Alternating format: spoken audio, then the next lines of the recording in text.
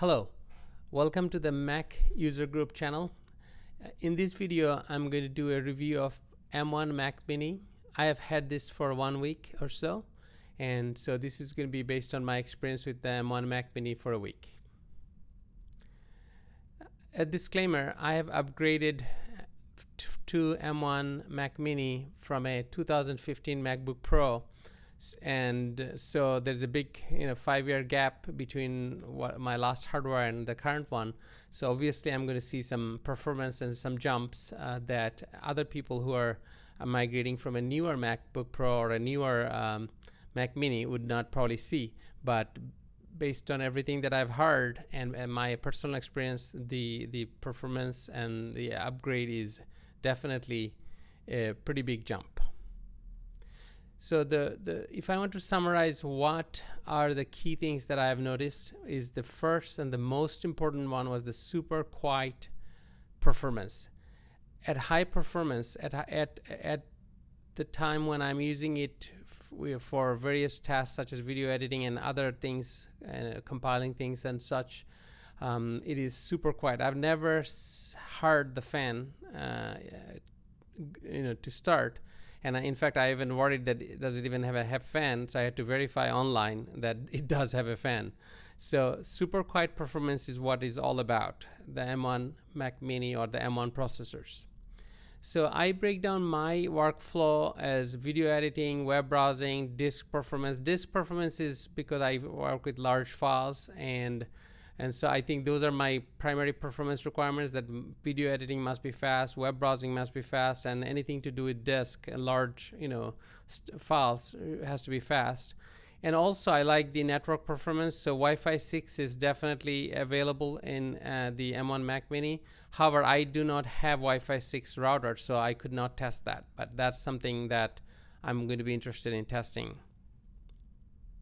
So editing wise, the reason I need a M1 processor versus the older machine that I had is that the newer devices that I have, for example, I have the latest GoPro, which is this. It records at the encoding on this is HEVC, which is the high efficiency video encoding, or the H.265 instead of the H.264. So I noticed that my MacBook Pro suffered greatly. It was struggling with this .264 or the HEVC encoding. So that is one of the reasons I decided to jump and get the M1 based Mac Mini.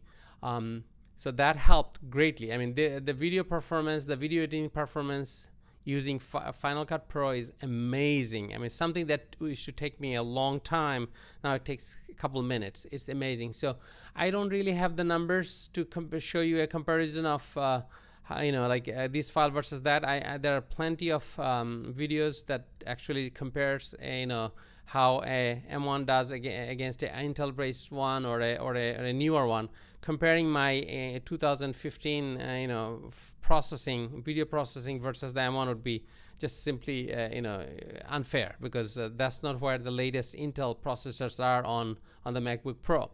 So I did not want to show you that. But this, if you want to do H.265, the HEVC processing on your laptop or on your Mac Mini, we're talking about M1 processor. It's great, quiet, no sound at all, and it's the most amazing thing I've ever seen. So I love it because that's one of the primary requirements for my upgrading it. So let's do a disk speed. I did have a very fast SSD, those specialized SSD cards, not the traditional SATA cards, SATA drives on my MacBook Pro as well. And then I also upgraded that from the old wall computing, their card, which was even faster. So I did have good experience with my old system, but I'm going to show you an example of how the disk speed is on this M1 processor. Bear in mind that I'm running the screen capture, so it is writing to disk, and then I'm running the benchmark, so therefore there's going to be some degradation. So I'm going to fire up the Blackmagic disk speed, and let me hide everything else. So if I start it right now, it is 3,000 some megabyte per second byte. So that's basically 3 gigabyte write and 2.7 read.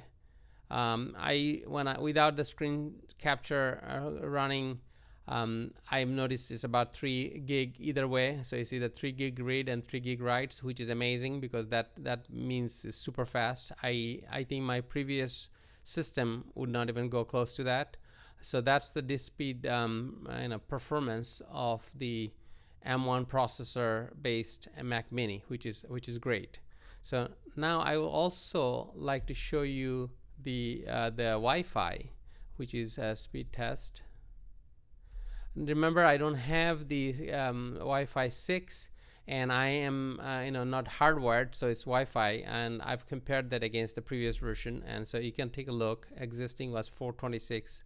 My upload is very, very small because I don't need that much of an upload cap. So download is very high. So let me take a look.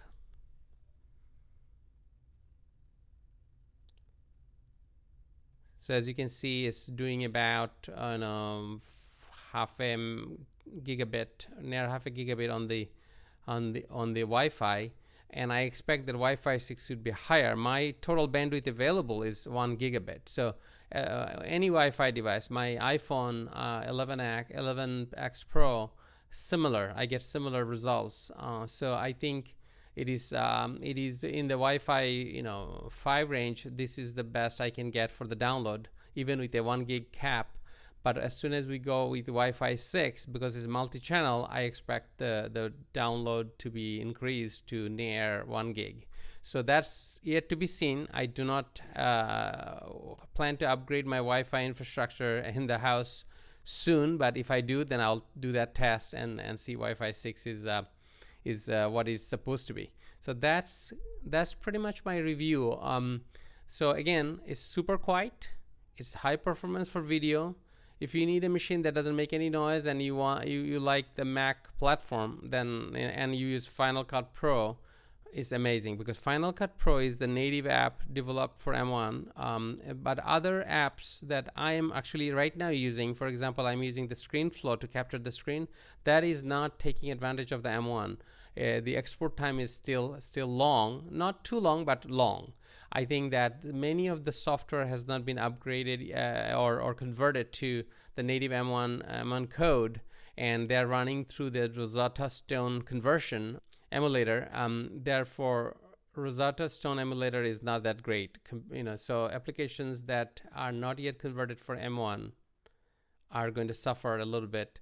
But for me, it works out. The browsers, Safari, Chrome, I use Chrome, and the browsers are very fast. I mean, the performance of the browsers are great. So here is Chrome browser firing instantly. Here is Safari. Here is Safari.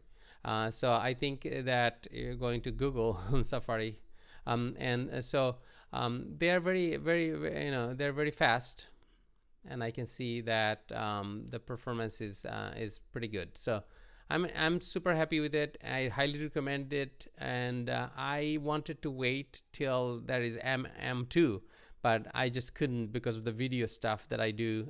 I just couldn't. It didn't make sense for me to wait another 6 months or a year for the next generation. This is the first generation M1, so the hiccup is on the application side that all these applications are not converted. So if you need a specific application, make sure your application is converted to native M1. Otherwise, you are not taking advantage of it, and you're not going to see benefit that you want to see. For me, Final Cut Pro, web browsers, and most tools I use are all converted, and I am happy to say I feel like I'm just blazing through all these things. So that is my 1 week plus review. If you find this video useful, please subscribe and like and share, and hope to see you again. Thank you.